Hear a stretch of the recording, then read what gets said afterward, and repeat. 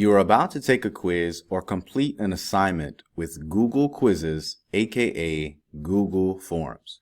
Please make sure that you watch the video or review the resource that is provided to you. Remember, after you take the assessment, you will view your score, and if you do not like your score, you can redo this assessment as many times as you need. I would recommend that you watch the video again so you can improve your knowledge and increase your chances to get a better score on your next try. When you are done with your attempts, I would recommend to input your score in your scoreboard.